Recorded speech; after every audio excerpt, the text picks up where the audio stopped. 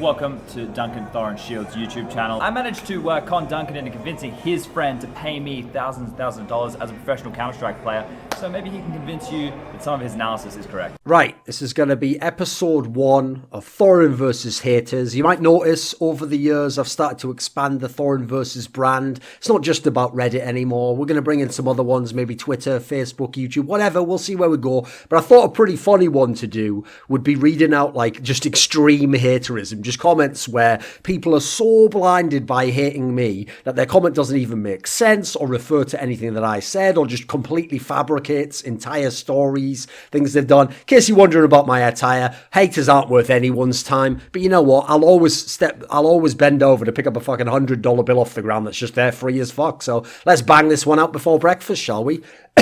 Right. So, oh, by the way, another thing. I also, for this episode, in a lot of my Thorin versus Reddit, I try to make the comments ones that are fairly upvoted, you know, they had a general consensus. Therefore, I'm not just addressing that person or the point, I'm addressing the community. Although I did over the years make it so if it's just a good point, I address it regardless of it. But I noticed when Richard did an episode, I'll link it here, where it was like, you speak your brains or something, where he just went through his YouTube comments for like one of the Phantom Lord videos, and he's just reading out the funniest, stupidest comments responding to it. It's a really funny video. So I've also picked some here that didn't have a lot of upvotes. Some were even downvoted, just because fuck them. Some of this shit's hilarious. It's worth pointing out. So, as usual, we've got technology now, boys. So I can actually show you this shit on screen. So here we go. 64 points. It was a year ago. Don't worry, I've got a nice little storehouse of this. I mix it in. We've got some vintage. We've got some newer stuff. We've got some fresh stuff. And there's going to be more episodes. So the more Thorin is not invited to events means more toxic as fuck tweets from him, and even more events not having him on the desk. Hashtag positive feedback loop logic. First of all, why would that be positive feedback loop? That would be like negative feedback loop logic, right? Logically. Secondly, the idea, like, what's great about this premise is we have to get into his worldview and understand his internal logic before we address whether it's accurate. So me not getting to invited to events makes me get toxic as fuck more in my tweets than I was before. Then, because I'm toxic as fuck for not getting hired from events, more events decide they're not going to hire me and put me on the desk because I'm toxic as fuck on Twitter, and that's the feedback loop. Now, the problem with that feedback loop is I was doing tweets, and especially the tweets this guy would describe as toxic as fuck, before I was doing a lot of CS events. In fact, before I was ever doing events on camera as an analyst in Csgo. So that premise doesn't work already, because every event I've ever been hired to is by someone who's fully aware of what my Twitter's like. And if they deem it to be toxic, they're hiring me either because of that or in spite of that. Now, the part someone like this doesn't understand is the reason why I have an enormous Twitter following in the context of the fact I'm not an ex-pro player. Like, in terms of other journalists, there's very few that have the same level as me. As an analyst, even, I have a lot of followers, is because people like to engage with, or at the very least read, whether they enjoy the comment or not. They want to read what I have to say and read my opinions. That aspect, I don't know if you've ever seen this, when people run metrics to find out who the most influential Twitter accounts are. In CSGO, my account, based on like engagements, impressions, how many followers there were, like worldwide span of followers, literally was ranked above like the majority of CSGO pro players in terms of Twitter influence. Now, obviously, they are much better at the game than me and influence Counter-Strike itself more than I do. But on Twitter, they're not even close. Because remember, most pro players are saying, well, GG, well played, 16-14 win, good luck to Team Liquid. Like, they're not saying anything that anyone's actually interested in generally. There's the occasional bit of banter. So actually, events not only either, if they think I'm toxic, hire me in spite of my tweets, but I can go ahead and tell you right now, some of them hire me because of my tweets and my Twitter persona. Because when I'm at an event, I'm tweeting about being at the event. I'm relinking, I'm retweeting streams from the event. I'm commenting on the event, which might make people want to watch. I'm creating part of this drama and toxicity around the event. So, by the way, people are absolutely loving it. The idea that, like, again, this is how you know this is a pleb who came along, like, fairly recently, at least that's what we could surmise, is because he thinks this is, like, a recent thing, that I only got toxic, you know, in, like, 2016 or something. By your logic of what toxic is, mate, I've been that since birth. Just get on that shit. Then you got to add in the idea that, like, now events aren't hiring me because of that. Nah, fam. Like, actually, who have I been more toxic to than ESL? I work most of their big events. Who have I talked more shit on in the last couple of years than people like Epicenter? So I'm working at Epicenter right now. Like, this doesn't work at all, the logic here. It isn't the way it works at all. But in your mind, it would be cool if it did work that way, right? Someone who knows fuck all about this industry. Here we go. So this is one where it's a multiple part one. I have to show you first of all what my tweet was and then what the responses were. So this guy, it says, it was from a tweet where I'd said that pros who meet Valve at majors don't say nuke needs to be removed shows how pointless that feedback system really is. So what's good is I'll show their comments first and then I'll explain what the context of my comment was and why they are literally miles away from anywhere that anything like what I said. This guy, 208 points, says that pros have their own opinions shows how pointless that feedback system really is. No, not at all. The point of and the context of my tweet, when I say that pros who meet Valve at majors don't say nuke needs to be removed, shows how pointless that feedback system is addressing the fact that one of the main primary feedback systems Valve put in place to get information from pros wasn't listening to emails from them, wasn't having a forum which they had at the beginning of CSGO that was barely ever updated and Valve didn't seem to care about at all whatsoever. Valve like to instead go to majors and when they get the chance, talk to a pro player who stood there or at the after party, the pro player comes up to them. So the pro player basically in sort of light-hearted conversation might have a couple of minutes in which he can get across to Valve what hopefully are the most important things they need to know from him as a pro to potentially fix some balance in the game. That's a system they think actually works and is of value. So bearing in mind, I know lots of the pros. The person who's commenting here doesn't know lots of the pros. They only even know what pros say publicly, which isn't even always what they think privately. And I know, hence the context of this tweet, that every pro, except for a couple in like Virtus Pro, at the time Dignitas and Nip, teams that actually were amazing on Nuke when the map was in there in 2016 and everyone hated it. Everyone hated it in 2017. Except for those few pros whose teams were godlike, and even some of them admitted I don't think it's a good map.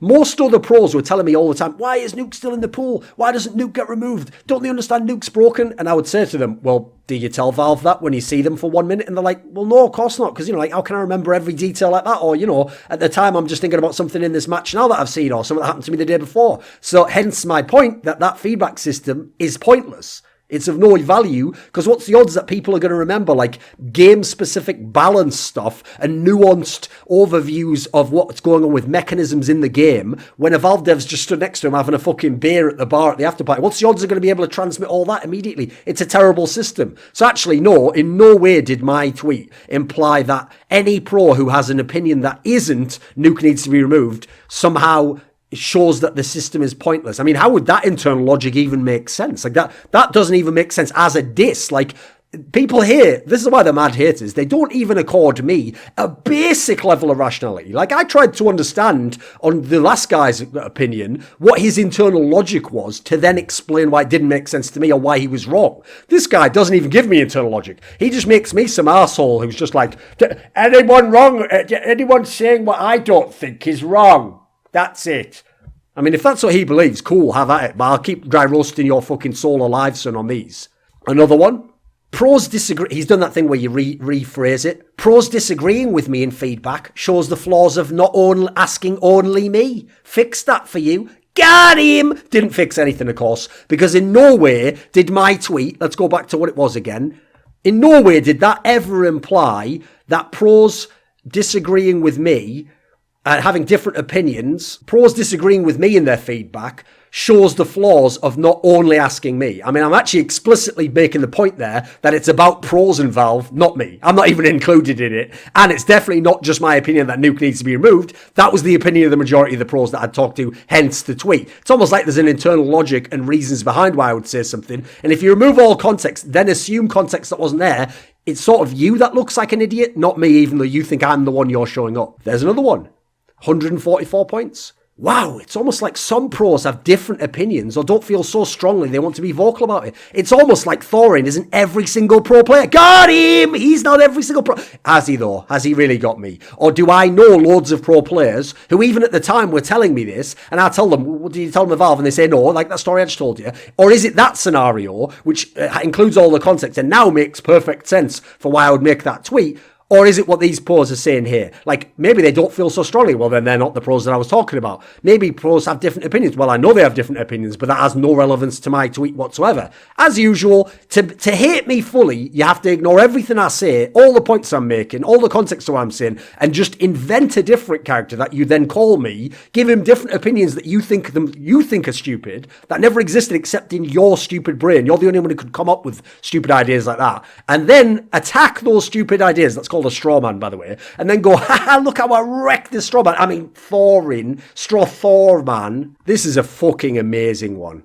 So what happens here is a guy on a video where it was one of those super Stittum videos.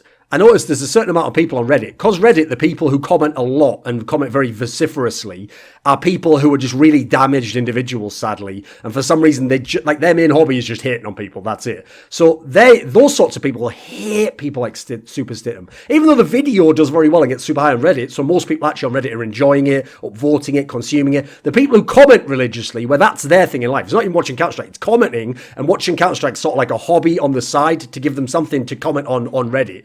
Those people love to hit on Super Stittum. So this guy, right, literally apropos of nothing, comes online, 171 points, and says about Super Stittum, when your only life achievements are some pro players who follow you on Twitter, ruffle. Now, first of all, how are those Super Stittum's only life achievements? I mean, I'll give you a life achievement, making a whole bunch of very popular YouTube videos that have given many people, especially the Simple The Undertaker ones, decent amount of pleasure, a little bit of light-hearted fun for a few moments, but some fun. So already that's actually not a bad little life achievement. But no, to this guy, all Super Stittum's ever achieved in life is having some pros follow him on Twitter. I mean, he doesn't know who Super Stittum is in real life, doesn't know what his accomplishments are in real life. Because this is all he knows of him, that he has pros follow him on Twitter, that's the diss, that's the derisory comment. Now you might think, where are you coming in here, Thorin? Get ready for the cognitive dissonance, the Thorin derangement syndrome that I am able to trigger. So I respond to this guy, notice I'm minus 25 points. What are your life achievements? Now, the context here is very simple. I hope everyone following the video right now doesn't even need this explaining, but I'll do so for the sort of dunces that had 171 point comments like this. The reason I'm saying, what are your life achievements, is because the very context this guy has brought up to judge Super Stittum is not this video or what his online persona is. He's chosen that we're going to judge Super Stittum on his life achievements, and we're going to make his whole topic is about what are Super Stittum's life achievements, and then he judges those life achievements as just have some pro players follow him on Twitter and laughs at that. Now, my point here, very obviously, is first of all, I'd like to know what is this guy's life accomplishments that he's dissing on someone else. Secondly, also in the context that he's making that the central point, we need to know what his life accomplishments are to know how he's dissing him. Thirdly, does he even have that life accomplishment of having pros from on Twitter? Doesn't seem like it, right? Get ready for the responses to this one. They're not. It's like a different comment is what they're responding to. Get ready. How is that relevant? 33 points.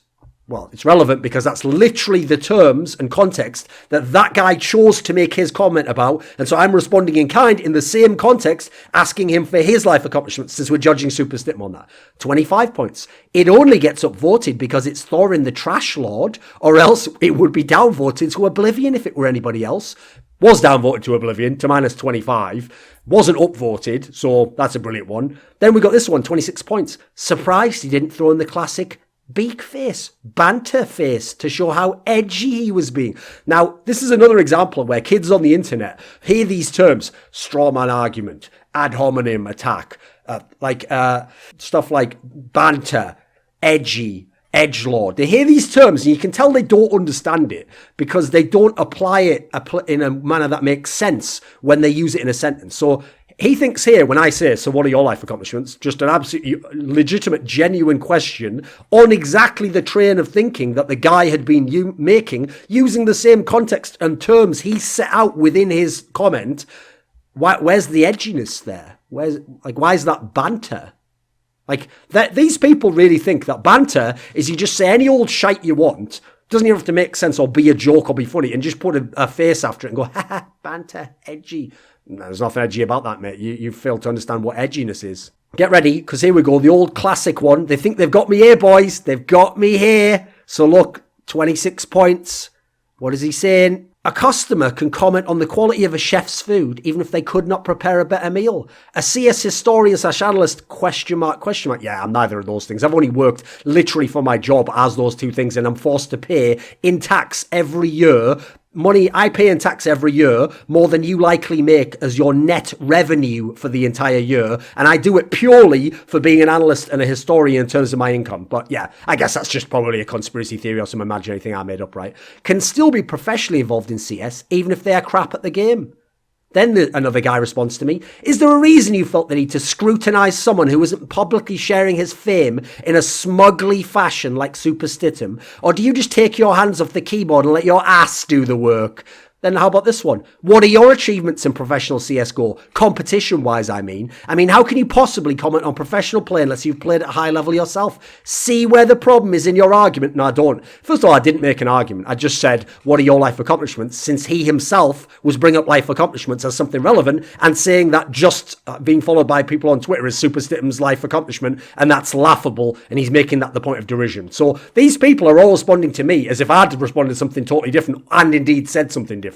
It's classic levels of derangement syndrome here, boys. There was a thread where I'd said about how CS casters always talk a big game, because what happens is coming into show matches, they're always fucking bragging about it, or they're always talking like if they play and they do badly, oh, I haven't played in bloody months, if you give me 6 months to get to our top level again, I'd be well high on face hitting and my skills would be there. It's like, who gives a fuck, mate? You're just a CS caster, aren't you? Like, we all know you're not good at the game. The ones of you that are ex-pros, you're probably half decent at the game still. I know some of them, Henry and Sponge, still play. They might actually be alright, but some of them just talk way too much shit, beyond just for fun. And there's a problem. I know them as people, so I know some of them actually mean this shit and really believe they're good at the game. So when this guy here, 15 points, says, hearing CSGO casters always talk a game from Thorin is hilarious. Why? Do I talk a big game about how good I am at CSGO? Nah, never did it actually. I did it, I think, once ever in the context of a pure joke when I said that, I'd tear up all the show matches. I did this very recently. And I did that. It was so overt and absurd the way I phrased it. It was obvious it was a joke, which is exactly why people understood I was talking about a show match concept for fun.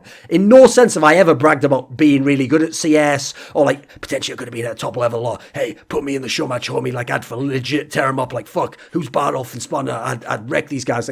I'd never done it, of course. So again, not in context. As usual, all the got hims is they didn't even come in the same ballpark as me. It's they shot a guy who was just in a Walmart fucking parking lot. Got Thorin! And it's I'm just off in England somewhere, mate, at a dinner with some family and that. And then they're I got him, he's dead. It's that won't me, homie. You got the wrong guy.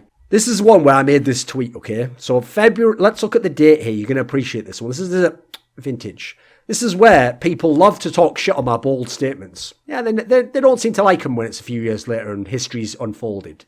So 16th of February, 2017. So remember, this is before Nico's gone over to play in FaZe Clan. In fact, I think this was actually I'm not sure the date, but I think this was actually at DreamHack Vegas, and I would assume this is where he was going fucking ham, tearing up Mouse Sports, tearing up FaZe Clan, and as a result, he's on Mouse Sports, tearing up FaZe Clan, Virtus.pro, going absolutely fucking ham, having all those sick moments like that moment when he was in Shadow or Mirage against Virtus.pro. And so I made this comment, because at this time they were both still prodigy talents. They hadn't become the clear-cut number one players for most people. I had Nico as a number one player at times in 2016.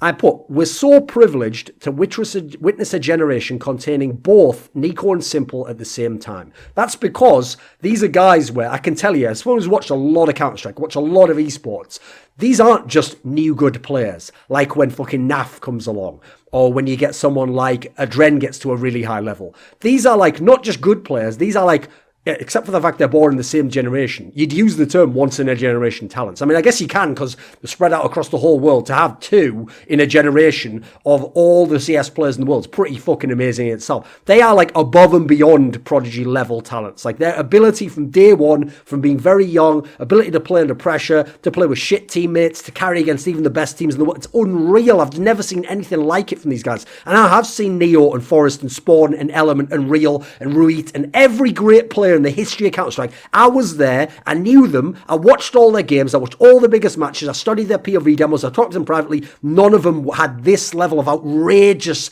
individual raw talent. Marklov, any of them. Forget about them. Korgu. Doesn't matter. These guys, they were very, very special players. They were superstars. These guys are superstars among superstars in terms of what they're capable of. And at this point in time, obviously they haven't entirely done it. We haven't had Simple in 2018 yet. This year, 2017, was where Nico and FaZe proved he could do it on that level, as I always thought he could. Now let's look at the comments to this particular response, shall we? Jeez, he is old enough to have witnessed Forrest and Neo destroying faces in their primes. Very games completely dominate the source scene, and he keeps hyping these two up. Either they'll explode like nothing we've seen, or they'll end up becoming something we've seen already, great players.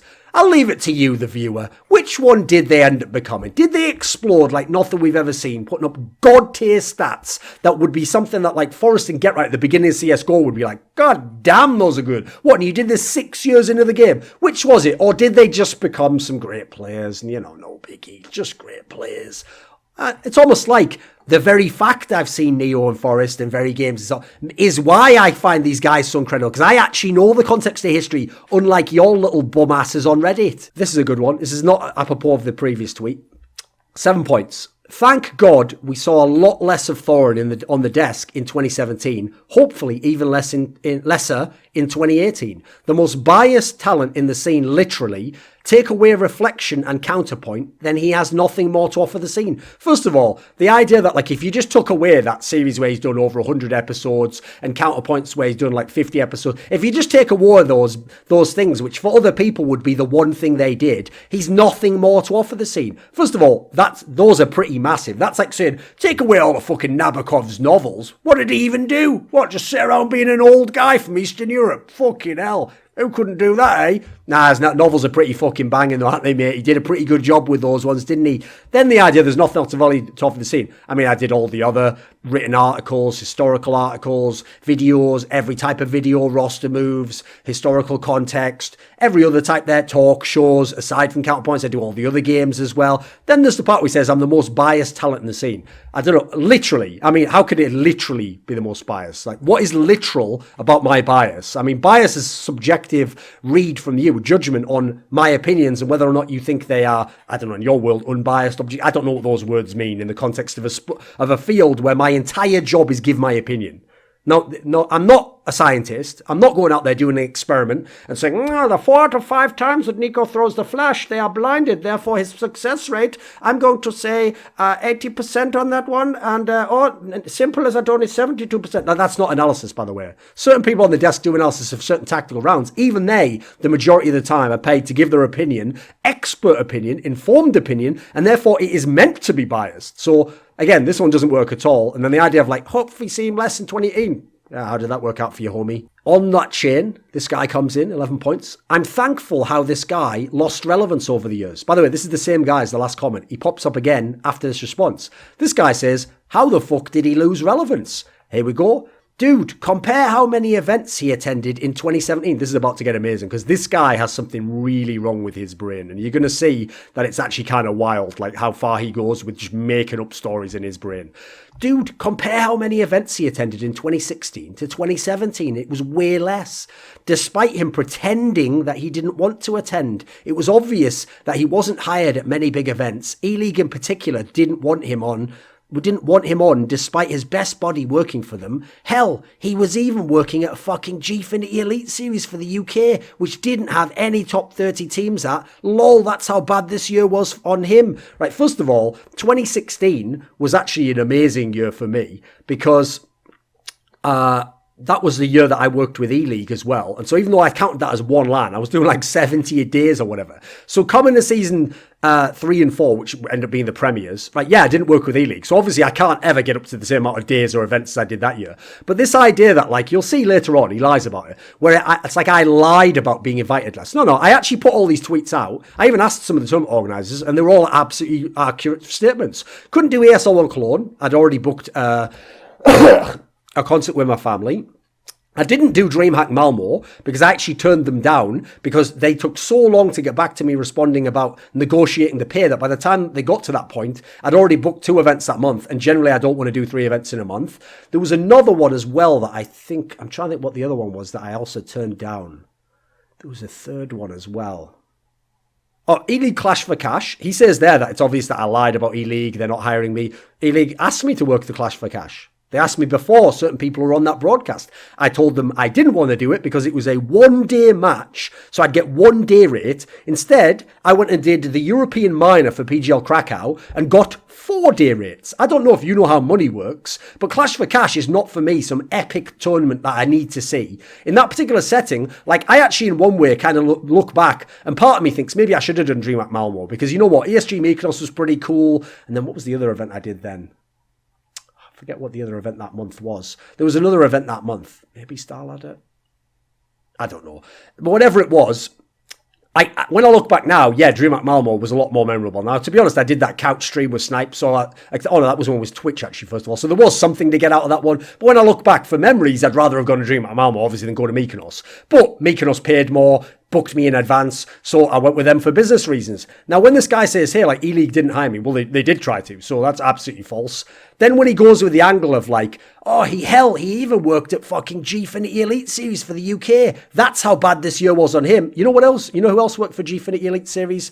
Machine, Sponge, Henry G. There might even be more. So tier 1 talents in all of esports, never mind just Csgo. Was their year really bad because they worked for Gfinity Elite Series? Nah. You want to know why we worked for Gfinity Elite Series? I'll tell you right now because I'm proud of the fact that Gfinity can say this from the UK. Gfinity Elite Series could pay a higher day rate than every other top tier company in the entire Csgo world. List off all the ones you think are top tier, they were willing to pay more, hence why loads of talent went and covered games for, yes, teams that weren't even top 30, fuck top 30, some of them weren't in top 60, and we were covering those games because, first of all, you notice most of those names are from the UK or have ties to the UK. Even Sponge has family ties to the UK. And we were going there for 1 day a week to do the thing, and we got paid mad money for that day to do it. So, again, notice this guy, he's had to not only invent a premise that I'm losing and my career's going to shit, he has to repeatedly lie and make up stories along the way to make it work for him. So, don't worry, he keeps going. He's back again.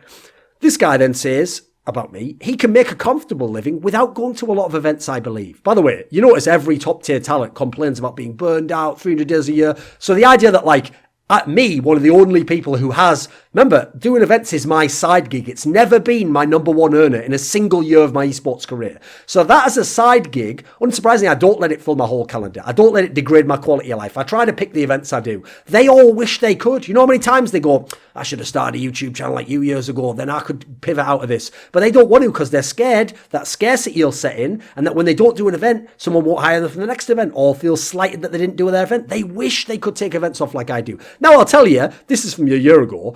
This year, there have been a couple of events that didn't hire me, a couple of big organisers. I've had my fallouts with some of them. So that's actually true on some level, but not any of the ones that he's telling about in his little story here. So let's have a look here. This guy, this is the cunt again, the one replying when the guy says that I can earn a comfortable living, okay? He certainly can. I'm not questioning that his YouTube is pretty big because he covers multiple esports titles and is a paid writer on some sites. What bothers me is that he pretends he doesn't have to do events when they certain tier 1 events don't want to hire him. First of all, how would this guy know that they don't want to hire me? Remember, this was in 2017 where there wasn't a single big tier 1 event organizer that didn't want to hire me. So absolute rank lie. Then we'll go to this. He goes, and also, if I make a lot of money and that's only my side gig doing events, why would I want to go to events all the time? Where am I going to make all the other money, you daft cunt? That's why I'm making most of it, isn't it? My sponsor alone was paying me more than most of these fucking events do. What are you talking about?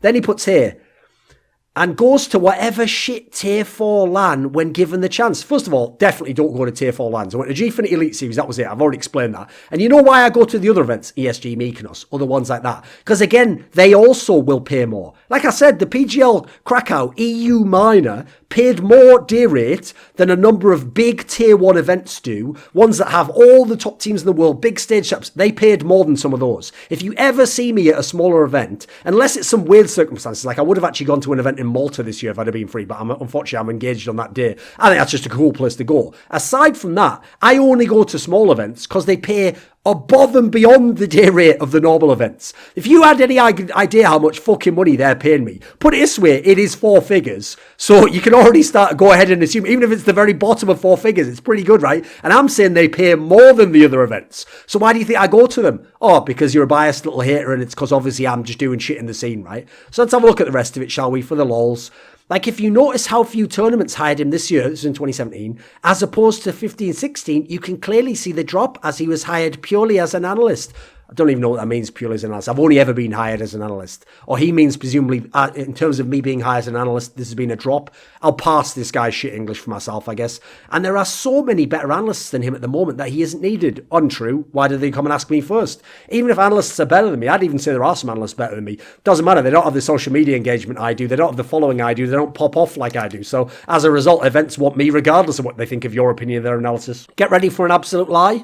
So then this guy says, 3 points. It shows how he wasn't hired to many big events. E-League, this guy says, not really, considering ESG Mykonos was happening during the same time as one of those groups. Yes, he's right. For the E-League Premier, ESG Mykonos was taking place during, I think, the first group. And so anyone who worked that couldn't have been at that event. And then this guy says, E-League, same cunt, by the way. E-League flat out said on Twitter that Thorin won't be joining them for the E-League Premier season, and Thorin always cried on Twitter how it's their loss. First of all, they definitely never flat out said on Twitter Thorin isn't joining us for E-League Premier season. That just never happened. That completely came in this guy's brain. Secondly, when I cried about it being their loss, I definitely don't remember that happening. So, again, it's the fact that like 90% of the conversation just takes place in that guy's brain. Right, here we go. This is a good one. So this is where I'd done a video. The actual thread, in case you're wondering how this derangement occurs, was where the game will restart in 1 second. Peter from Serbia and HLTV.org made a comment, literally just lying about me again, somebody he hasn't spoken to about this topic, claiming I only understand kill to death ratio or something like that. So what happened is it became a hate thread. People who are mods don't give a fuck because some of them don't dislike me as well. So they're like, I'm going to allow this even though it's against Reddit rules. And they just let people make a whole thread going in on my arse about things I'd never done, never said, lying about me. And again, not even relevant to what the Peter guy had said. So here's a good example. I mean, Thorin made a 31-minute video about how favourite rarely wins the major and said how this trend is quite ridiculous, actually. If he would have even looked or understood the odds from a random major, it wouldn't have been ridiculous. Rather, it would have been the likely outcome. So, first of all, on that part, the context of the video and why I made it is because so many fans, including guys like this, will on Reddit say, you can't have an era unless you win the major. Whoever wins the major was the best team in the world at the time. They'll make these statements, but we're acknowledging here that the favourite doesn't win the major most of the time. By the way, I understand that. It's totally logical because their odds of winning the tournament against the entire field are always going to be low, obviously. You'd have to be so outrageously dominant to have the above 50% odds that you win the major versus the entire 15 other teams, the entire 23 other teams in the current major system. It'd have to be insane. That wasn't the context of the video. It was to address the point that, imagine the 2 buttons meme. The team that wins the major is the best, but the best team doesn't always win the major. Well, which fucking button are you pressing? You can't press both, genius, which is the point. Notice these people, when they criticise me, never manage to understand my argument first before they criticise it. They always make it stupid argument and then criticise that. There's a great Bertrand Russell quote which says something along the lines of, I'll have to give you the gist, I can't remember it word for word, something along the lines of like, what a clever man says can never be understood by a stupid man because the stupid man has to reinterpret it in a way that makes sense to him to be able to respond to it. That's what's going on here with a lot of these comments. Anyway, let's keep going. So now where it says there it would have been the likely outcome. At no point in time did I say it's the likely outcome that the favourite wins the major. Then he says here, I just listened to that part of the video again. He says the favourite was quite clear, SK, and clearly far and away the favourite, even though in betting odds, Astralis was a slight number 1.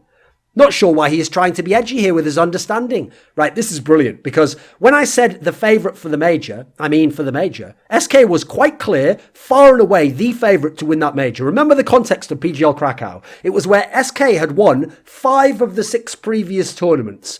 They'd beaten out Astralis, FaZe Clan, in fact, in 4 straight best-of-3 series. They'd won a whole... The only tournament they'd lost was the EPL, where G2, their natural counter for some reason that year, beat them in the semis, and then G2 won the tournament. So they had an unreal run of 6 tournaments. Sure, some of them weren't that sick in terms of tournaments, like CS Summit or DreamHack Summer didn't have all the top teams there, but generally a very strong run. Everyone had SK as the clear favourite. Clear favourite for the major. He then moves the goalposts, which thick cunts love to do all the time. They take your context, ignore it, lie about it, change it to something stupid, then go, haha, in this stupid context, he sounds stupid. I'm smart. Nah, you're stupid, mate, because you're the one who did that, not any of us. So the context here is he's talking about Astralis being a slight favourite in the odds in the direct game between SK and Astralis in the quarterfinals. So very different from being a favourite for the whole major, one specific matchup, and after we've already seen games played. Secondly, we have no evidence he's actually even right that Astralis was favourite in the odds. If favourite in the odds when? The odds move as people make their bets.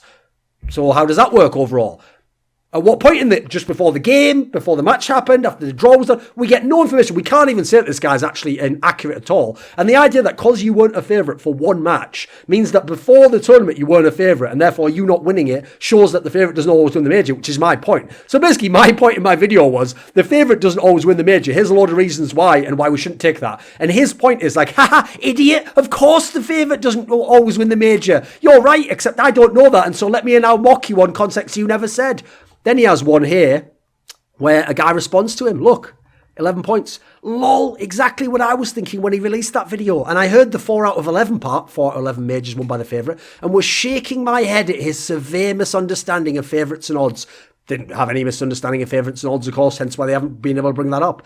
I knew the favourites were always going to be roughly between a quarter and a third chance of winning, but thanks for doing the research into the actual numbers. First of all, that's not how favourites actually work. This guy didn't do the research into the numbers. He didn't show the actual numbers and odds of all the teams. You just gave a random match. With this guy, doesn't even know you're meaning just that match. He thinks you mean for the whole major. So him, based on your inaccurate comment, actually thinks Astralis, a team who hadn't won a tournament for, I think at that point in time, 4 or 5 months, were the favourite betting odds to win the tournament. And by the way, what the fuck does betting odds have to do with who the actual favourite were? My opinion on who the favourite is has fuck all to do with plebs like you betting, or who betting companies know they can rig the odds to make morons bet on in the match. That's a completely different set of criteria. Doesn't matter. They bundle all these ideas together and just make them 1 equals 1 equals 1 equals 1. So therefore, betting odds equals who was the favourite overall for that major beforehand. Notice how it's always them that seem like the idiot once you unravel the context. So again, as I said, the basic point here was that it was about the major defining who the great teams are. And so if you think that the best team wins the major each time, surprising that the actual true greatest teams of all time don't win most of the majors. My point makes a lot of sense, doesn't it? Same thread, another hater. Thorin is mad because no one cares about his ranking. Now, by the way, my tweet had nothing to do with rankings. I never mentioned HLTV.org's rankings in it. Peter's responding to me about something totally different to do with stats. But this guy comes in as though he's like in the middle of a conversation. Yeah, think about Thorin, about why he's so mad about those rankings, guys, right? Yeah. Everyone sat around, fuck are you talking about? We were talking about something else. Thorin is mad because no one cares about his rankings. Is that true? Because they're overwhelmingly popular on Reddit, have hundreds of comments each time, even when there's only one difference in place between HLTV's and mine. People love to debate at all lengths why I might have picked someone, what I'm doing that way. They are literally known on all the websites I've worked for as some of the only guaranteed mega hits earners, and people beg me to put those rankings out more often than I do. I purposely only do it every few tournaments. They want me to do it after every tournament because they're guaranteed hits. So absolutely wrong that no one cares about. I mean, this cunt's bringing it up right now when it's got no relevance to anything else. Everyone uses HLTV ones, but I mean, except not everyone does. A load of tournaments, ESL use their own rankings. But I mean, HLTV uses real stats. By the way, making something in capitals doesn't make it any more true. Thorin uses what he feels like about the players and teams.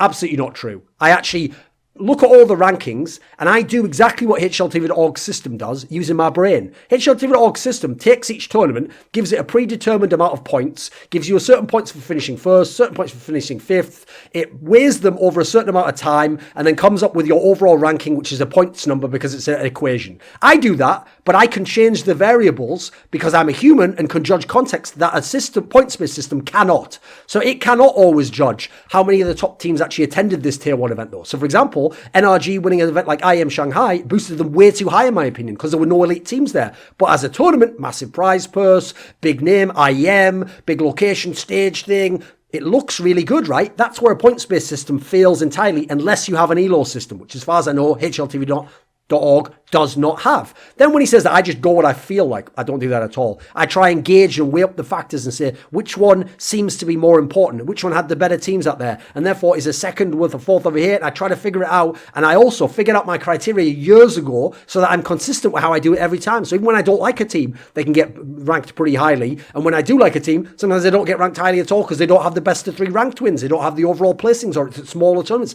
Doesn't matter that I might think that they're 5th best team in the world. The rankings say they're 8th, then they're 8th, and that's how my rankings work. Get ready for this, where this guy shows he doesn't understand rankings at all.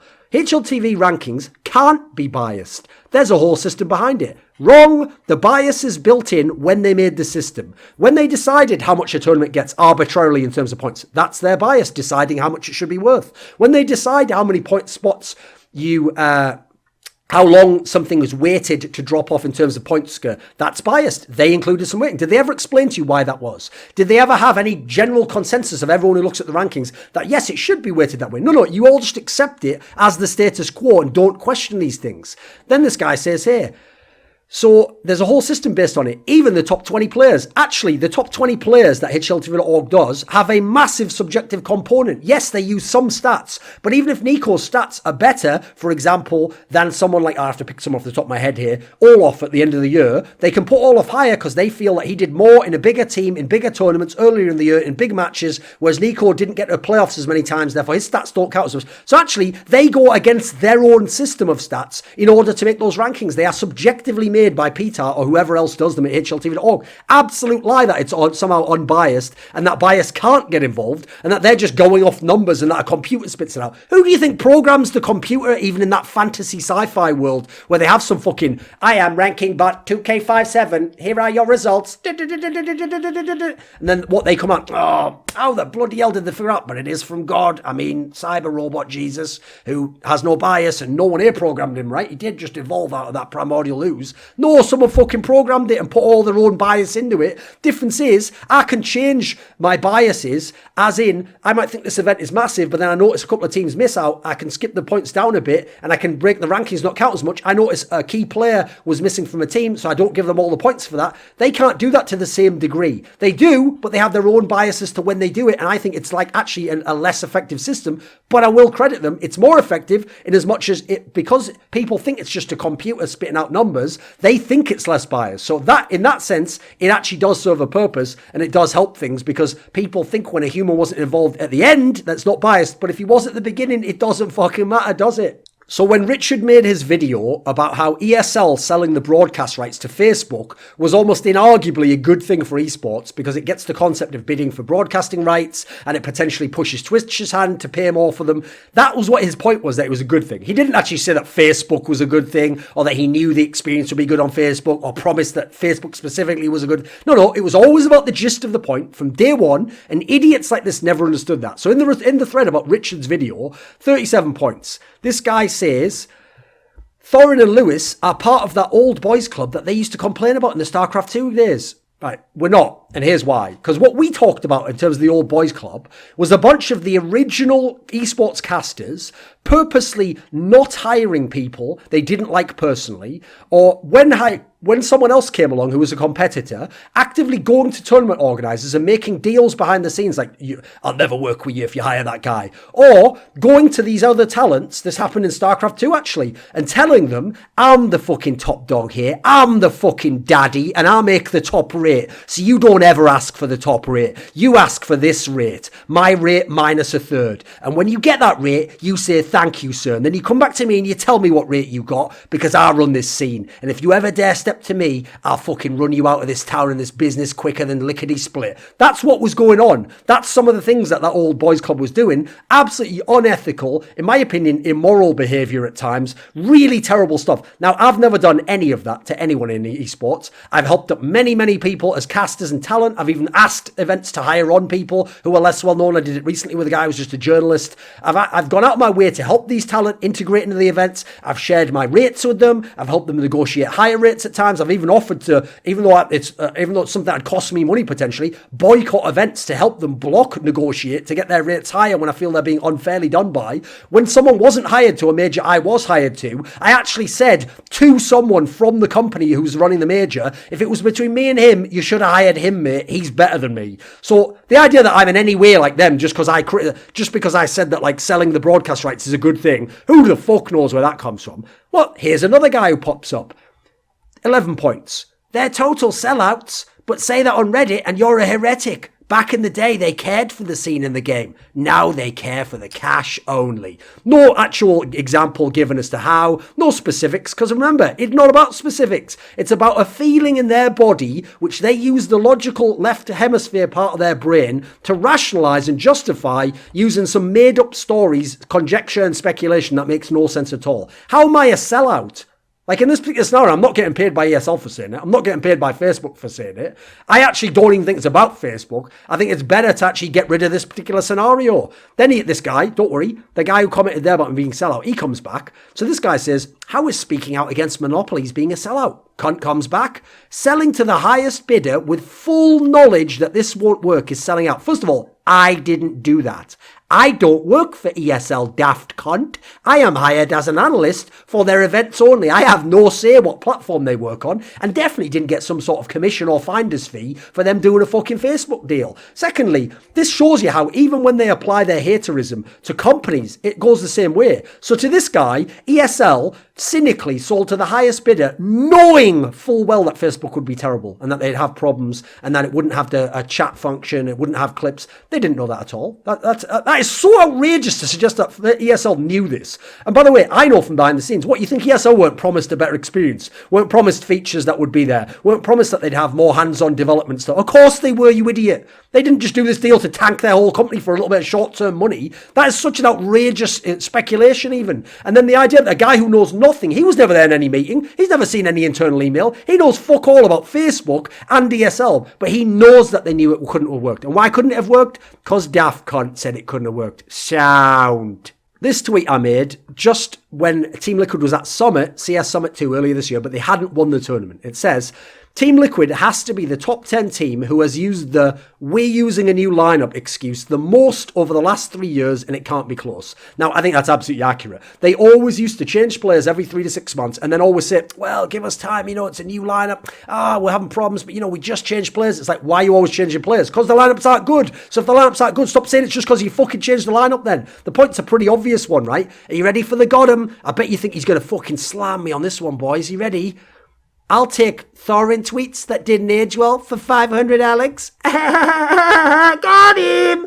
Not got him again, because remember my comments about what they've done over a 3-year span. So because 2 days after my tweet, Team Liquid won CS Summit 2, apparently that tweet about the 3-year track record that's provable no longer applies. It doesn't age well. Because they won now, those 3 years where they were doing that behaviour didn't happen, never happened. In fact, logically, if it didn't age well, they must always have been amazing with all these new lineups. Must have always done super sick, and it was never actually an issue. In fact, them winning now, nothing even unusual. They always used to win. They won every tournament, in fact. What's that? The one tournament that they've ever won as a big... Oh, right, my bad, yeah. So it actually didn't age. It did age well, amazingly, actually, and you don't get the $500. So, go back to the next segment. That's not even what they do on Jeopardy, but I don't watch that dog shit. 134 points. Also, the fact that 80% of what Thorin does for a living is look up stats on HLTV. What an absolutely ridiculous... Like, here's the thing. I actually don't even know if a moron like this is using hyperbole there. Even if they were using hyperbole, wouldn't even account for even vaguely what... Like, if I had to guess, for CSGO, remember I work in League of Legends, Overwatch, for CSGO alone, which probably makes up 60 to 70% of my total day, I probably use HLTV.org for stats 5% of the day, because what I tend to do is, for my opinion pieces, don't need stats, don't need them for that. For my videos, don't need that. I watch the game, I'm using my expert opinion. If I'm doing like a map veto, then yeah, I'll use stats, HLTV.org or other sites. There's actually a very advanced stats program out there that I have beta access to. sometimes, obviously, if you're looking up like like win rate or something, or you're looking at past matches, you'll do it. The idea that like 80% of what I do, so like 80% of my day at HLTV.org, the other 20% put out more content than anyone in the entire esports scene across multiple games, thousands of videos over years, and that all somehow comes from stats. Like, how would I get all these ideas from stats? Why would looking up a stat give me all these brilliant concepts and ideas that I'm coming up with, or something that I could talk about for 20 minutes? I don't even reference stats very often in my fucking videos. In fact, if you go back in time, half the reason why I've always been contentious with Lurpus and Peter from HLTV.org on Twitter is precisely because they fucking worship stats. Whereas I think personally, stats just show you one direction you can go in, but they don't tell you anything. You have to do the legwork. You have to follow that signpost to fucking New York City and get to New York City to find out what New York City's like. Knowing that it's 70 miles away doesn't tell you anything about New York City itself, except that it's 70 miles away. That's all it tells you. So the idea that I'm now being portrayed as someone who loves fucking stats just shows how unreal some of these cunts are. So this is where it was a thread where Peter from HLTV.org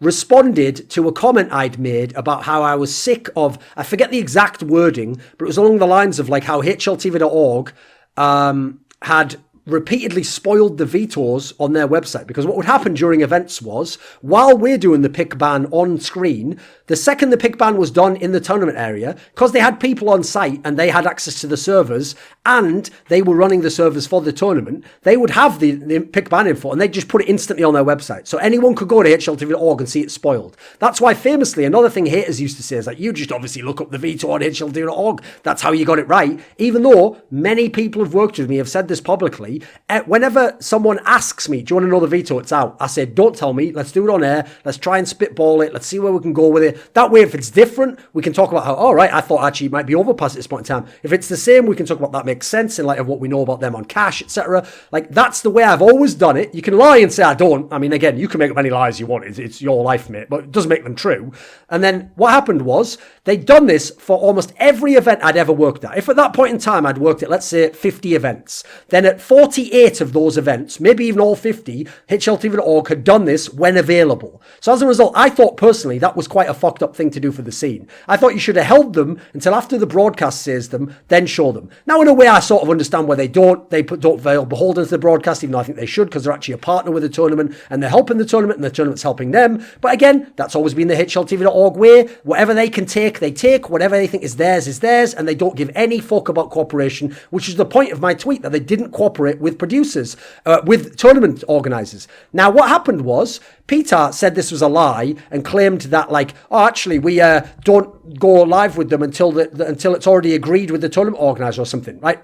What he didn't mention was, I was talking about all of history. Now, he might have just started doing that year, 2017, but that definitely was not the case going back in time to 2016, 2015, 2014, 2013. And I know that for a fact because I used to go to the producers. I used to go to head people at these tournament organisers and say, why are you letting them spoil the veto? Like, do you not think that's bad for the broadcast? And you know what they would all tell me? We have to, because they're the ones who help us run the servers, or you know how big their website is? Like, they already have the data, so let's not rock the boat and ask them not to, because they're just going to get angry with us anyway, and they're going to feel like they're entitled to do it. So I'm sorry, there's nothing I can do about that one. I wish it was different. I wish they didn't spoil the veto, but that's just the way it is. What did the Gotham be for this topic, though? Why does this guy think that I got wrecked, right? Are you ready? Because Mark Winter from DreamHack came out and showed a picture that showed that, like, I think it's either 2017 or 2018, DreamHack now does wait for the vetoes before they go out and doesn't just let HLTV.org spoil them. So because at the very end, by the way, after I'd stopped working with DreamHack, finally they enforced something like this, we're now going to pretend all the history doesn't exist, and what my point about that doesn't make any sense and that I was wrong, even though objectively I was right. Secondly, who is Mark Winter? Former editor-in-chief of HLTV.org, literally used to work with them, and he's the only one who came out and said it. And he came out and said it in a very slimy way like this to imply it had always been that way when it hadn't. It only just changed, and therefore imply I'm a liar to support his ex-colleague, ex-site that he worked for. And by the way, that's an organiser that I already was no longer working with due to behind-the-scenes stuff and certain industry politics. You don't see how that's slimy. So then, unsurprisingly, I don't respond to that. I don't respond to people lying. I don't respond to people purposely changing the context in this particular sense publicly and deciding they can lie to everyone. I'm not obliged to then defend a position that's absolutely objectively right and provably the case Just because this person says, but my old colleague says that you're wrong because of this one recent tournament, though. No. So then this guy, 563 points, gets proven wrong, wasn't proven wrong. Total radio silence. How could I have been proven wrong? It's shown for one event, you daft cunt. Total radio silence. Not total radio silence, tweeting about loads of things. Didn't tweet to that guy about that because it was a lie. Don't feel the need to.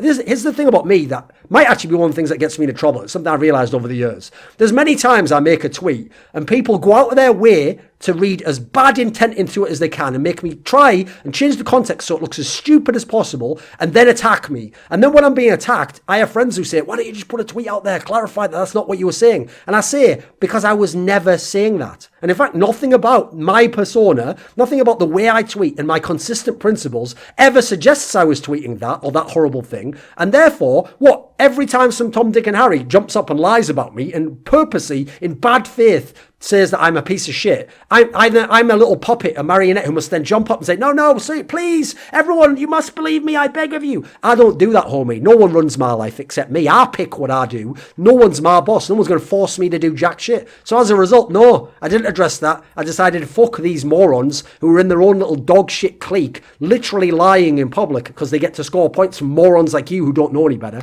Then he says, a classic Thorin move. Not a classic move at all. It's hilarious how often these intellectuals, right? Have I said I'm an intellectual? Like, why am I all of a sudden an intellectual? That's like me going, you fucking liberal. Like, I don't know anything about your politics, mate. Why would I assume that? Can't modify or change their opinion upon receiving new data. They just double down and stick their head in the sand. This guy doesn't have any data, doesn't have any of the information, doesn't have any proof, but he thinks it's my opinion, my own life experiences that I actually had and were there for and spoke to people in the industry that these guys, even Peter and Mark Winter, don't even know about. They don't know about these conversations. So even though that all happened to me, I'm supposed to invalidate all that because some cunt online who used to work for HLW.org says, that's a lie actually, and then I'm supposed to go, right, well, that was just my opinion, so you've proven me wrong, so let me just update my entire life experience, and I'm wrong.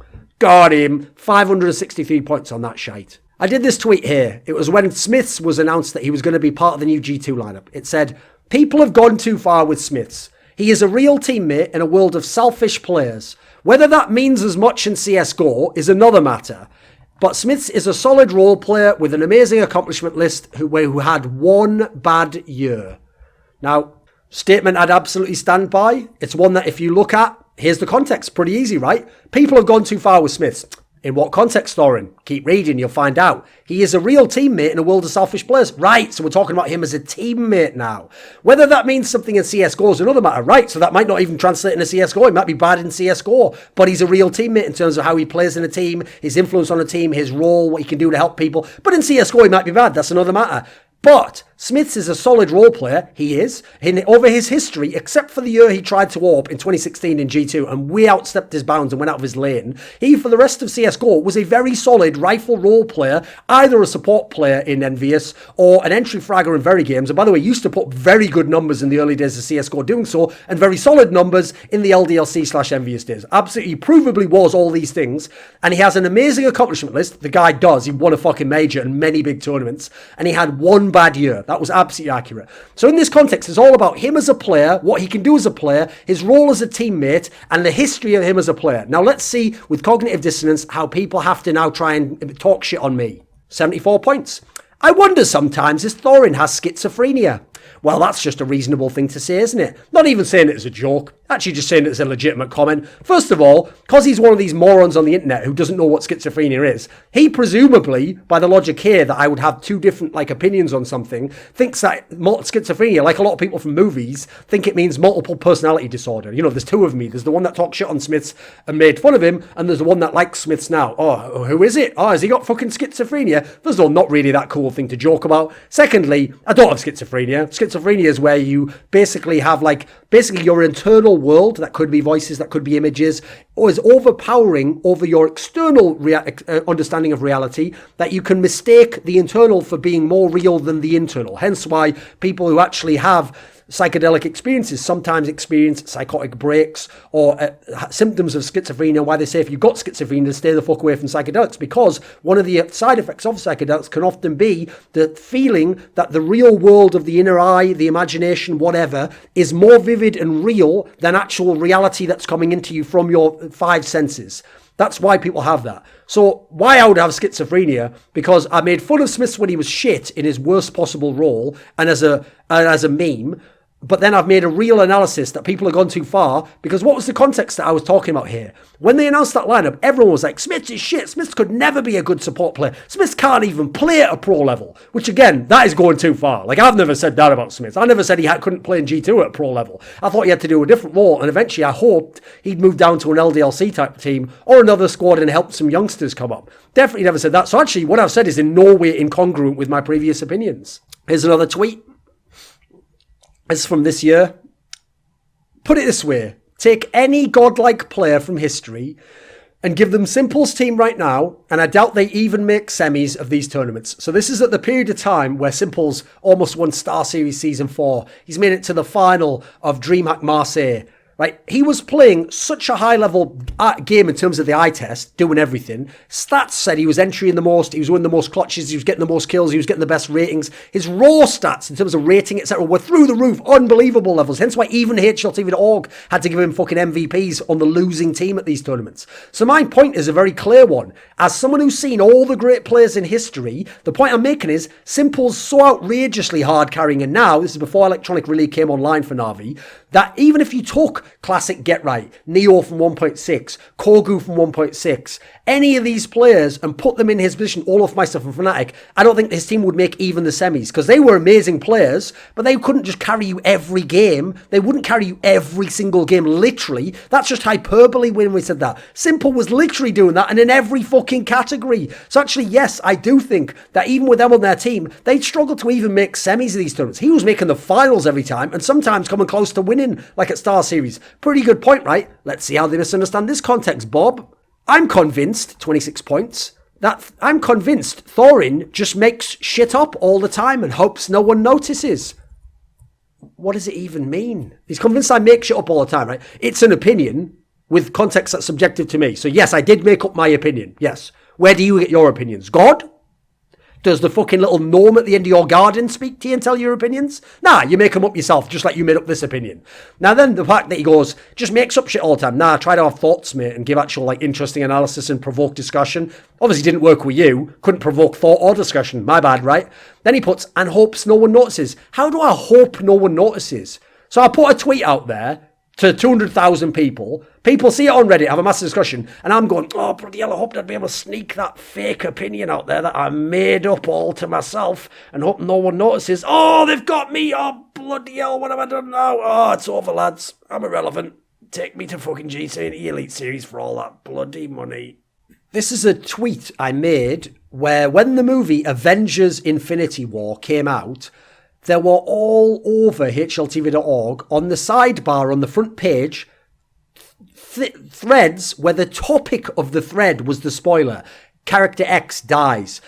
These characters were shit in the second half of the movie. This movie, lol, everyone dies. Like, these were the names of the threads. I've always said it was a terrible feature that they allowed threads to go through to the front page. I don't mind the threads existing. I don't even mind having an uncensored forum. But I always thought HLTV should at least have had a system where admins see threads that are suggested to them and they click approve or disapprove, and therefore stuff like spoilers for movies that have just come out that day and blatant racism. I've seen so many times the N-word on the front page of HLTV.org. Is it any fucking wonder no big sponsor wants to go with that site? That I thought they should have had a better system for that. So when you've literally just ruined a movie for potentially hundreds of thousands of people visiting your site, that just came out the day before, I think that's fucked up. So I said here, imagine if HLTV had a system where only approved threads appeared on the front page.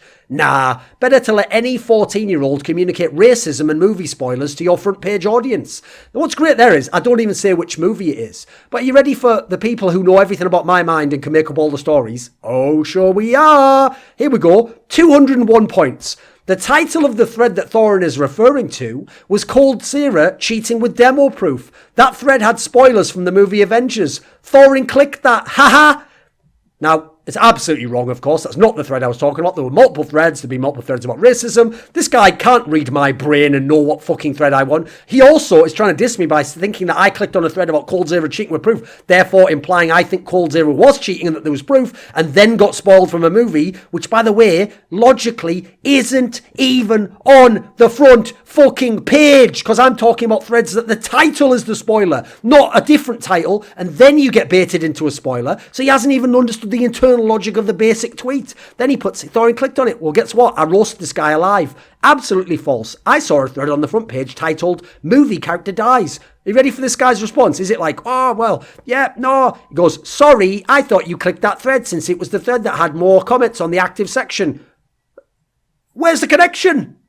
So that's a reasonable assumption to make, is it? That you know what I fucking saw in my brain because you saw a thread with a lot of comments. Brilliant. You do know comments. There's another thing. A thread can go to the top of that first page with like 2 comments. Doesn't even need to have 500 comments. So you can get racism up there very, very easily, as people do on a regular fucking basis, right? This is a good one. This was from when, right after Gambit beat Astralis in the quarterfinals of DreamHack Masters Malmo, the first event after the player break.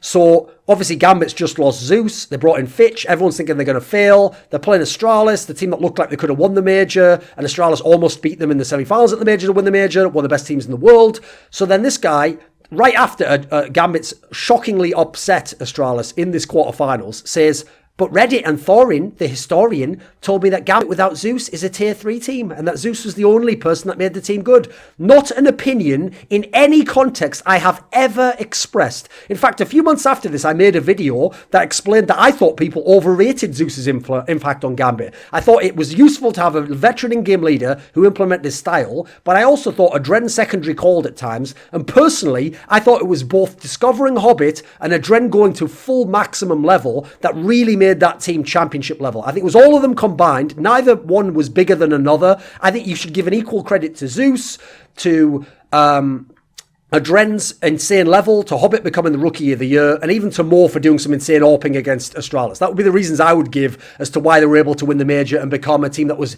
approaching top 5 status. Never said they were tier 3. Never said Zeus was the best thing. I was one of the people who was on Adren and Hobbit all year long as fucking god tier players. In fact, even go back to 2016, I thought Adren was one of the most complete players in the world. Totally fictional opinion. Now, he says Reddit. Okay, I could believe he saw Reddit comments. Why an opinion that has nothing to do with anything I've ever stated is there is certainly interesting, not least because where's he linking to a video or a tweet? I've got this rule about the internet because I've experienced it many times. If people have evidence, so if people want to say I'm racist, they've linked to that luminosity joke, right? Where's the link to the video here that would make me look like an absolute fool? Where's the link to the tweet that would show up? Remember, you can go and use an advanced Twitter search to find just by keywords what I said on Twitter. Doesn't do it at all because it doesn't exist, because I suspect he knows it doesn't exist, and because he just wants to assign a bullshit opinion to me. 65 points. It's sad that people downvote this just because it is from Thorin. Once again, a very well thought out video that goes in depth about MIBR and coaching. This is why I said that MIBR needs a coach. This guy, 18 points.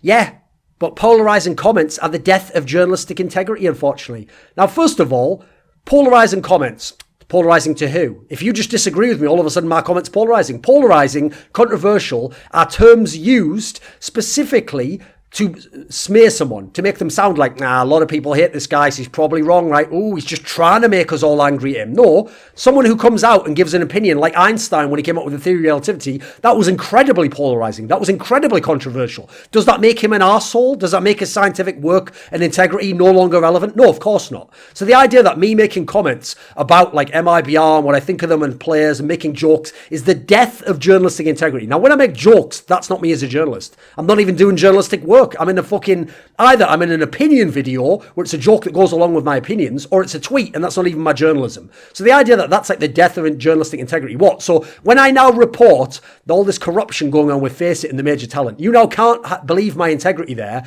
because I made a joke about MIBR 2 years ago. That's the death of my integrity, was making that joke. Doesn't follow on at all. The logic doesn't even make sense, and calling me polarizing is just a bullshit tactic. Here's a good one. 9 points. The issue I see, brought on by himself, like you say, is that the difference between his YouTube personality and Twitter/event personality. YouTube, Thorin creates tons of insightful comment with esports history, analysis, predictions, current hot topics, and great interviews.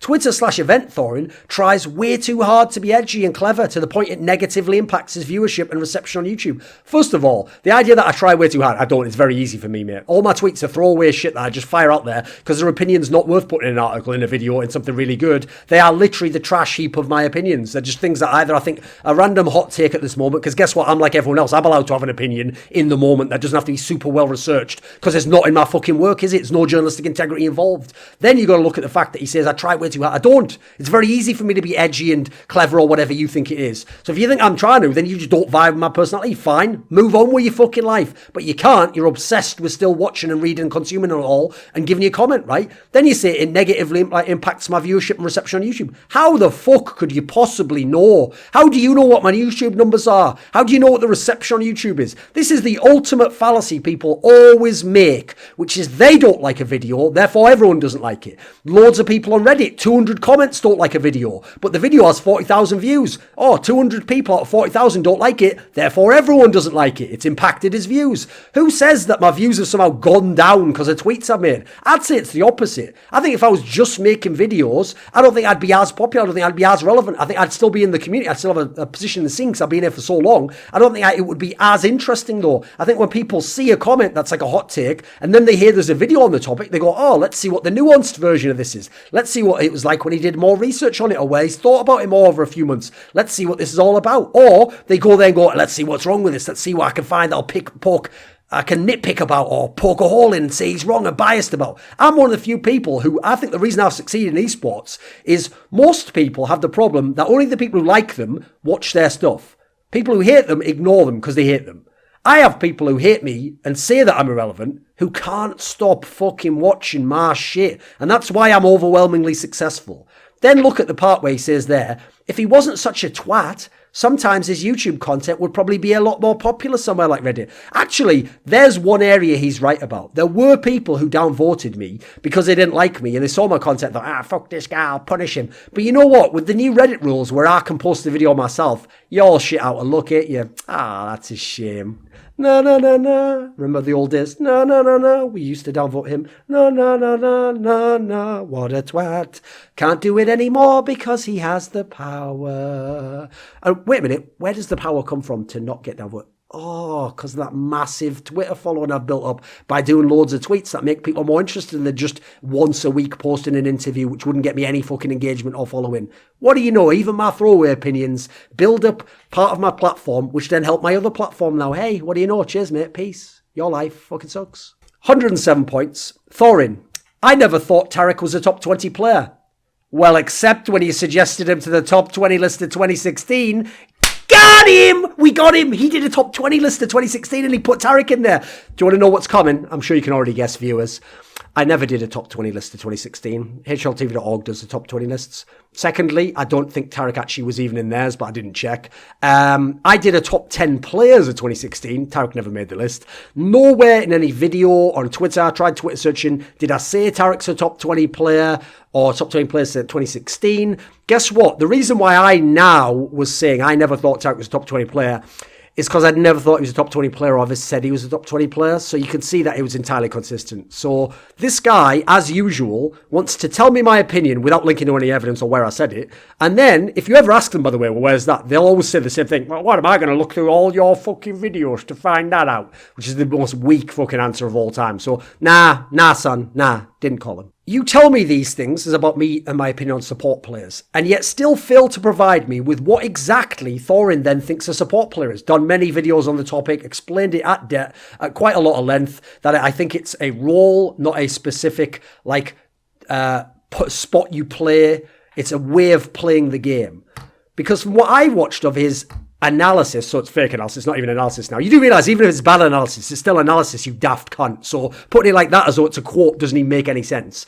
Anytime I've watched any of his analysis, anytime talks about support players, fucking hell, this is a nightmare the way this is written. Because from what I watched of his analysis, anytime talks about support players go all, Thorin can say, fucking hell, what language is this in? Is this Babelfish I'm talking to? All Thorin can say is, provide space for the stars, bring the supportive elements to the team, and other such bullshit which contains zero information in it. Never heard him talk about specific actions a support player does. Exactly, because you don't understand what it is. It's not a spot. It's not one spot on a map. If it was for a start, you'd be able to isolate it so easily. Secondly, you have certain players who are gods at playing solo Beyond Mirage, and they're star players. You have certain players who are weak and play solo Beyond Mirage. The whole point of every team and every team game is different roles flex and are emphasised based on the strength of the players who play those roles. Then he says that by saying provide space for the stars, I've just explained something to you. You go and you push an area, so now your star has room to move into where he's not going to get shot by anyone. He's got a safe area. He's got his area he's locked onto that he only has to worry about. He's got space to operate from. That's not something that's got zero information. It's just bullshit. That's a very good term. Also, I'm talking in broad strokes about entire teams and dozens of players. How can I give you every fucking spot they play on every map? This is where people ask for fake content they don't want themselves. So what I'm supposed to do is, rather than in a video, when very briefly addressing, and this guy's the supportive player of the team, brings more of the supportive elements, creates space for his AWPer in some sense, rather than just do that, but 2 sentences that are throwaway, but give you some basic analysis and give you my conception of the game and how I see the roles and model these players in their roles before moving on, I'm supposed to go away, make a 1-hour video in which I show every single spot he plays, show all the precise actions he's making, all just to be able to make the comment that he's a supportive player. Nah, I don't think so, fam. And secondly, that video would not do very well on Reddit, and the amount of money it would make back and exposure it would get would in no way justify the sheer amount of hours and research you'd have to put in to do that. You know, there's so many pro players who've come with me on the desk for one event and said, fucking hell, how do you know about all these players? I haven't had time to research them all. I say, exactly. You can't research them all, but you have to talk right now and give your opinion. So you tell them what you do know about them. You tell them how you do model them, how you do conceptualize them, what categories they fit in, what players they're similar to. Make reference points so that the viewer can understand, because he doesn't have time right now to go into it all. We've only got fucking 2 minutes on this segment. This is something morons don't understand. Then he goes here, this is, because think about how this is aged. This was 3 months ago, this comment. And while I didn't watch the podcast with support players, brilliant, he hasn't even watched it, an entire round table I made called support players with 3 of the most famous support players in the world, yet he's now going to tell everyone about how I don't have a consistent opinion and how I don't know what I'm talking about and just give bullshit zero information. But he says, but I did watch his video on snacks replacing Scrilluminati. Ready for this, boys? And from what I remember, essentially what he said was that he isn't sure how snacks will fit into the team. That Scrilluminati provided supportive elements to the team, so kind of like calming and doing extra little things, right? And that he thinks it's a bad move because the current mouse stars might suffer from it and have to take a step back. Rop's got worse statistically. Oscar had loads more games where he looked fragile and disappeared. What do you know about that, eh? All of these points essentially go back to him not understanding what roles in a team are. One last point I want to make here. So he said all of this stuff, made himself look like an absolute fucking tool. And at the end he says all of these go back to him not understanding what roles in a team are.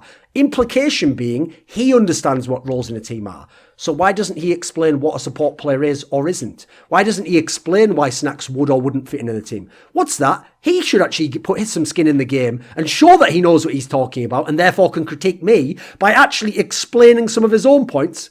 Nah, fam, gotta go put the kettle on now. All I need you to know is Thorin don't know shit. Me, I know it all. Oh, what do you know? Is that the time? I gotta go now.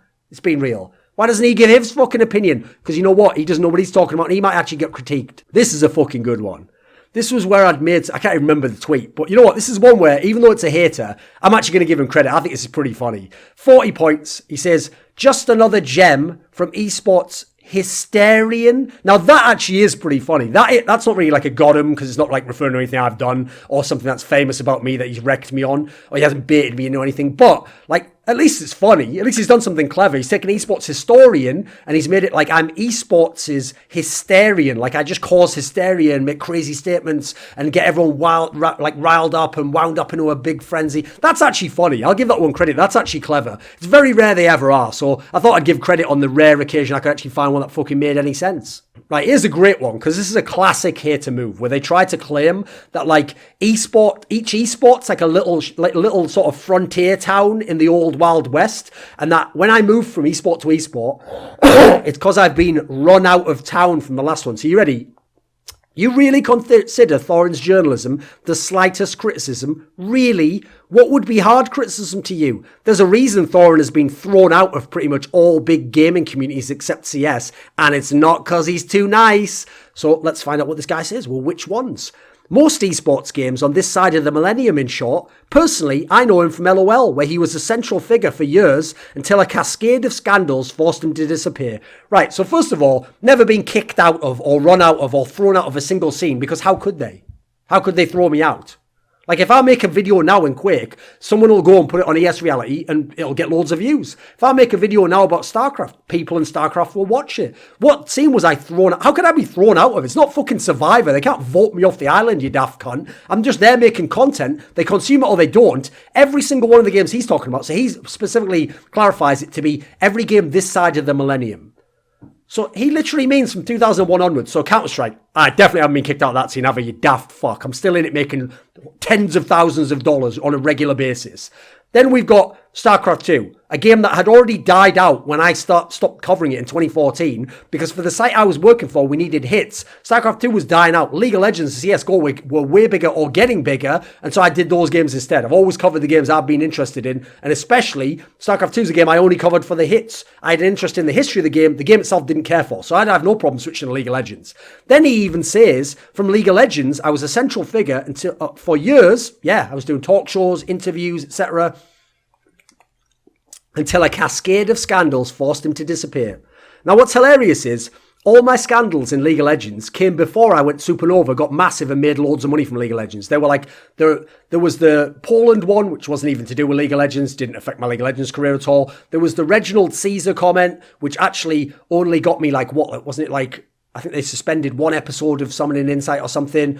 Didn't impact my success. In fact, I was more successful afterwards because I became more of a known person rather than just for my work. Then there was the one where I called Wild Turtle retarded. Yeah, I got fired for that. That was the straw that broke the camel's back. I've already told the story elsewhere. That's when I went, buckled down, did even more work, made way more money the next year from League of Legends. For years afterwards, I made a lot of my money from League of Legends. It was one of the best for getting views in the entire scene. I only started to slow down when Monte Cristo stopped following the game. So he was leaving League of Legends, so I didn't have anyone to do Summoning Insight with anymore. I myself wasn't as interested. I was making so much from sponsorship, I thought, fuck it, I'm more interested in CS anyway, so I'll mainly buckle down in this game. Then, later on, next year, I came back with a talk show, Narrative Wake, with Kelsey Moser. I made League World Champion with Emily Rand. I did all these things. I started doing videos again about League, not as often, but sometimes. I'm back in the scene entirely. The last week or so, I've had dozens of pieces of content on the front page, generally pretty well liked. People enjoy my content. In fact, even a lot of the haters have gotten over it. Absolutely false. In no way was I forced to disappear. Was I thrown out? This is someone who, quite frankly, I genuinely think has something seriously deranged going on in their brain. Like, if I was a family member of theirs, I'd say, seriously, get some help. There's something really wrong going on here, mate. This is a good one. 61 points. Now, as a joke, this isn't bad. It's okay as a bit of banter, I guess. But there's actually people who really believe this, and they repeat it, even though objectively they must be lying, and clearly it's not the case. So 61 points. Whatever Thorin predicts, bet the opposite. Easy profit. Now, if that was true, I actually would be famous. You think people don't want to win in betting? They'll do anything to win in betting, even rigging fucking games. So if it was true that betting against me made you win, let's say 60% of the time, not even like a massive amount, 60%, then everyone would be doing it and it'd be very, very famous. Not only that, if that was true, and I noticed it myself, I'd just quit doing fucking events and I'd bet on the opposite wherever I think, and I'd be the one making all the money. I've always said this, because I'll tie this into another thing people often say, where they say like, oh, you're a shit analyst because you didn't even get this prediction right, or you didn't win this prediction contest. If there were analysts who literally, with consistency, could predict the outcome of games, even 65 to 70% of the time, they wouldn't work events. They would just sit at home and place maximum bets on all the games and make millions of dollars. They wouldn't go to events, work 300 days a year, fucking grind so hard, have travel, shitty food, have to do all events, put up with arseholes like this telling you get every result wrong, all just to get, 100, 200k, 300k, depending on who you are. Instead, they'd just bet on the fucking games, wouldn't they? Because it'd be surefire. It actually doesn't even work as banter beyond being like a mildly decent burn. It doesn't really work as any sort of a comment. 30 points. So this is about when everyone used to think Fifth Lauren sucked.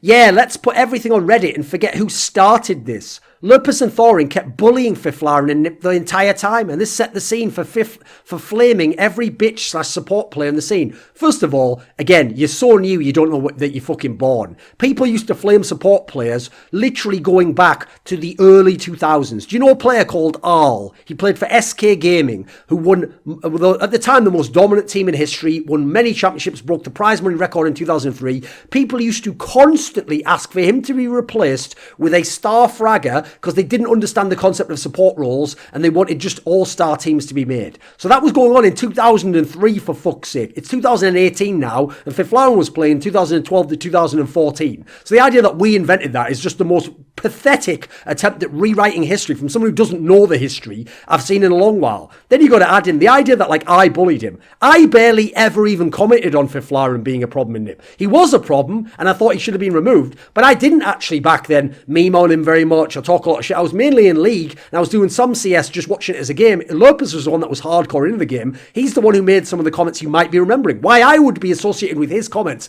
I'll never understand. Doesn't make any sense. Seems like almost an unfair standard to hold someone to. The idea I bullied him is absolutely ludicrous. Why do you think Fiflarin was loving me the second he quit the scene, came to Fragbite Masters 3, and then we worked together at MLGX Games Aspen? Because I never had any problem with the dude. I even did a fucking interview with him before he finished, where I gave him a chance to explain a lot of these aspects, because I'm a very fair individual. Then the part where he puts about how the evolve of the support role wasn't observed in CSGO until 2015. 1.6 wasn't this heavy support needed. Absolute nonsense, of course. Lord, the team that won the most majors in history, was a support player through and through.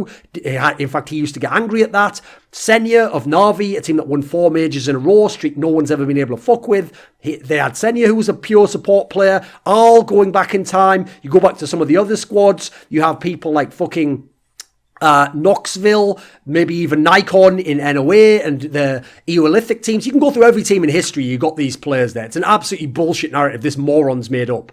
The departure of Fiflarin broke their puzzle. Freiburg got worse at entry. Holy fuck, he actually thinks Fiflarin leaving NiP made NiP worse. NiP was in such a spiral and downfall at that time. They were literally not even making the playoffs at tournaments. They weren't even qualifying for offline LAN finals. They were in such bad fucking shape. Then they went to ESWC, got ultra banged out by Titan 16-1 on DOS 2, and got their shit pushed in, I think was on Cobblestone by Platinum, a team that no one even knows. Like, you wouldn't even know half the players now. And that's what made them literally kick him out / he retired. Then this guy put, Lupus didn't play CS at the time. He didn't play the game. He didn't understand anything about it. He openly admitted he thinks CSGO sucks. So what? He watched every game, you daft cunt. And he watched 1.6, which it doesn't sound like you did. Thorin has no fundamental knowledge regarding tactics in CS. Is that true? What, you know all the conversations I had about tactics with people. You know how many fucking legendary in-game leaders I've basically sat at the feet of while they taught me their vision of the game. I could go through the list of names now from 1.6, from CSGO. I see the way they see the game. I ask them about specific tactics. I ask, what were you doing with the aggressive setups on Catwalk or Mirage there against SK? Didn't work last time you played them. What did you think? The amount of information I've been able to absorb from these guys. Now, I don't bother repeating it. I don't bother putting it out there because some of it's private information. It's not to be disclosed to everyone. Secondly, I have fucking geniuses like Yanko and Sponge next to me who can tell you all that shit, but from their objective outsider perspective, not giving out secret info. So again, the idea that you know my knowledge is so fucking outrageously stupid. Then you got this part here. Maybe now he has analysts who tell him. So if I know something now that you think is correct or accurate, it's because someone secretly told me. Definitely never happened, of course. That's an absolutely ridiculous speculation. But then he didn't understand anything except history. How do you know I understand history then? Oh, because you agree with it. That's the way morons usually use this logic. By the way, I just want to point this out. For everyone who thinks Fiflarin wasn't a problem in NiP, go look at his stats from like spring of 2013 onwards. They start getting not just bad, but insanely bad. And bearing in mind, NiP starts to lose matches, starting to look more and more in trouble. By the time they get to win ESL1 Cologne in that mad fluke, I think Fiflarin ended that tournament something like minus 72 kills. Minus 72 on the winning team. Go and find me players who've won majors with stats like that. And they're either terrible players in poor form, or support players who were having a shitty time of it. The idea that that's not a problem, it's such a drain that he basically almost single-handedly lost NiP that fucking major every single playoff series throughout the playoffs, right up to the final and including the final. Terrible stats by the end of it. What a fucking ludicrous scenario this is.